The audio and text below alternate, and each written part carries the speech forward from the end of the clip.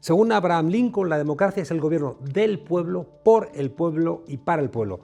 El discurso de Gettysburg de 1863. En este sistema político democrático, el gobierno obtiene su autorización política del pueblo, no de los reyes, de los dioses, ni de los consejeros del IBEX 35. Los GAL, aquel episodio de Guerra Sucia, el 23F con Tejero asaltando el Congreso, las trampas del emérito durante 40 años, las armas de destrucción masiva en Irak, las mentiras sobre el 11M, el lawfare contra Podemos y los independentistas, los más de 1000 imputados por corrupción del Partido Popular, M. Rajoy, ¿quién será? La policía patriótica, el juicio al procés, Pegasus. Por mucho que Prisa, Mediaset, A3 Media o Vocento traten de ocultar la desnudez del rey, vivimos en una democracia fallida.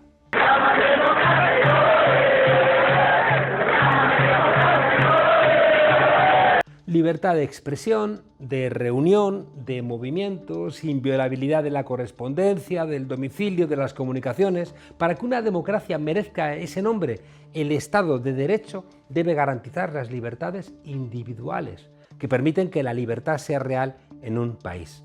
Eso nunca ha sido cosa de rojos, ha sido cosa de liberales. ¿Cómo estaremos para que defender los principios básicos del liberalismo te haga parecer un bolchevique? El galimatías de la sección primera del capítulo segundo del título primero de la Constitución Española del 78, es decir, la parte con más defensa jurídica, lo deja bien claro.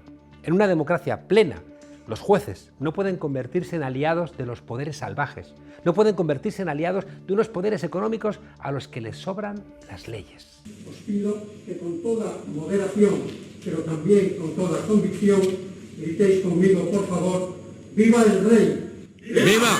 Para defender esos derechos fundamentales se desarrolló la división de poderes, es decir, que nadie tenga demasiado poder.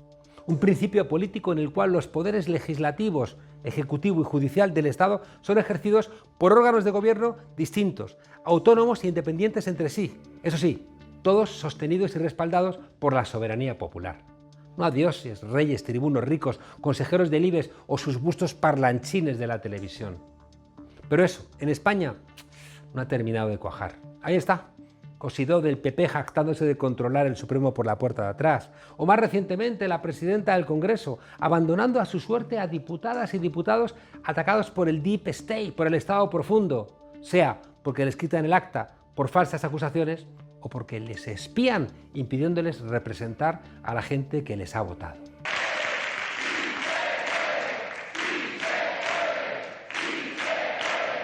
Deep State, en español Estado profundo, ese ámbito al margen de la Constitución, de las leyes, que usa a jueces, a policías, a medios de comunicación, a otras instituciones del Estado, la agencia tributaria, la UDEF, para inventar pruebas falsas contra sus adversarios y que lleva intentando acabar con Podemos desde su nacimiento y que siempre produce beneficios extra a los que se saltan de la ley. ¿O es que creéis que los Villarejo, Gago y compañía no hacían caja? Asaltar todos los días la casa del vicepresidente del gobierno y de su compañera, la ministra de Igualdad. Rastrear de manera prospectiva, es decir, no porque haya sospechas, sino a ver si encuentras algo en las biografías de los líderes. ¿Con qué fin? Pues para propagar bulos o para hacer denuncias, aunque sean falsas. Juzgar a diputados con testimonios igualmente falsos de policías. Imputar a líderes de Podemos por coger en brazos a los hijos de Irene Montero. Podemos reaccionó mal al principio, no estaba preparada para esta batería de misiles. Que el propio Estado dispare con todas sus armas contra sus adversarios políticos no es muy democrático que se diga, aunque quizá hubo ingenuidad en no entender que en los estados liberales, los poderosos, cuando creen que van a perder sus privilegios, van con todo.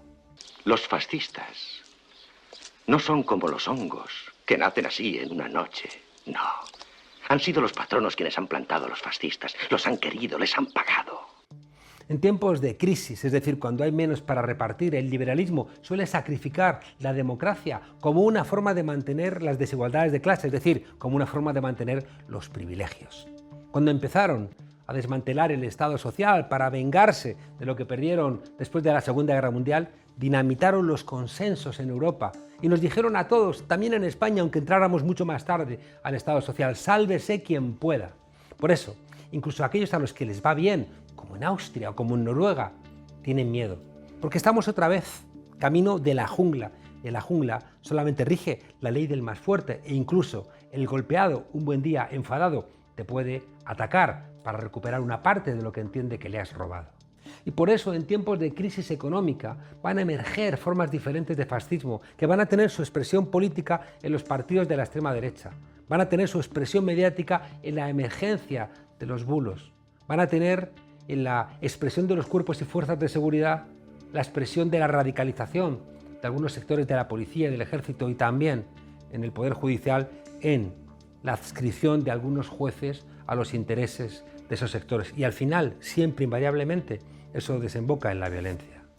La gran utilidad de Vox para detener al Frente Popular de socialistas, de comunistas, de separatistas y de terroristas en España. El deterioro en algunos sectores de la judicatura sitúa a España más cerca del pasado que del futuro, del pasado franquista, claro. Son enormemente preocupantes esos asaltos a la división de poderes en este momento en el que por vez primera la extrema derecha ha entrado en España en un gobierno regional, una ultraderecha a la que le sobra buena parte de la Constitución y que en otros lados, sea con Orbán, con Le Pen o con Putin, han dado sobradas muestras de su falta de compromiso democrático. Hombre, yo creo que la democracia de un país se pone en solfa desde que el Partido Comunista, que es al que pertenece este señor, forma parte del gobierno. Si todo un presidente del Tribunal Superior de Justicia de Castilla y León es capaz de decir esto, si con un gobierno de coalición como el actual se comporta así una parte de la judicatura, si con un gobierno de coalición lleva 3 años caducado el Consejo General del Poder Judicial, ¿qué harían los enemigos de la democracia con un gobierno del PP y de Vox? Si con gobiernos comprometidos con el Estado de Derecho se espía a la ciudadanía, ¿qué no harán si llegan a gobernar los que desprecian el Estado de Derecho? Esperanza Aguirre nombró a Santiago Abascal director de la Agencia de Protección de Datos de la Comunidad de Madrid. Y el jefe de gabinete de Díaz Ayuso fue el que hizo listas negras de periodistas en Castilla y León para mayor gloria de José María Aznar.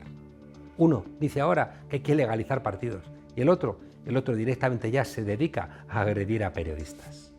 Sin Estado de Derecho no hay democracia, de la misma manera que no hay democracia si la ciudadanía no puede crearse de manera dialogada y con argumentos su propia opinión sobre el gobierno y las alternativas. En otras palabras, tampoco hay democracia sin medios de comunicación libres, plurales, veraces, donde ningún poder ni económico ni político puede poner de rodillas a los periodistas. La posverdad es simple y llanamente utilizar los sentimientos de la gente para atraparlos emocionalmente y meterles toda suerte de mentiras. Exacto. Eso es la posverdad. Pese a que los hechos demuestren lo contrario. Exactamente, pero cuando tú tienes invadido emocionalmente a un personaje o a una gran masa de gente, tú les puedes meter, no una, les puedes meter 800.000 mentiras. El Estado tiene sus tentáculos en la judicatura, en la policía, en el ejército, en los medios de comunicación, en el Banco de España, en la agencia tributaria, en los palcos de fútbol, en la jerarquía de la Iglesia o en los servicios de inteligencia que controla el Ministerio de Defensa. PP y Vox lo saben, porque lo usan, especialmente para dinamitar la mayoría de gobierno alternativo que ha sacado a las familias de siempre en España del control absoluto del poder. El PSOE también lo sabe, porque los ha usado, porque el PSOE era parte del bipartidismo en este país. Pero convendría que entendiera que si sigue permitiendo que estas cosas pasen, las siguientes víctimas van a volver a ser ellos. Porque en una democracia fallida, todo lo que haces a los enemigos de hoy, se lo aplicarás a los enemigos de mañana. Primero vinieron a buscar a los comunistas. Y no dije nada porque yo no soy comunista. Que no se equivoque el PSOE. Ellos serán los próximos enemigos identificados como tales por la derecha.